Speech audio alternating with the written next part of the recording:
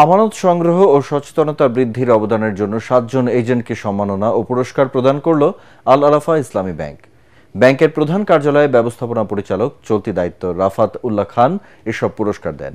পুরস্কারপ্রাপ্ত এজেন্টরা হলেন আটিপাড়া বাজারের জিল্লুর রহমান, চৌধুরীহাটের আবু সুফিয়ান, পশ্চিম বাড়িঘোনা বাজারের মুসা আলম, গর্জনিয়া বাজারের আজিজ মাওলা, সরস্বতী বাজারের কাজী শাহাদাত হোসেন, বোর্ডঘর বাজারের আবু সাইদ বুখারী এবং নকয়ারিয়া বাজারের আবু ইউসুফ।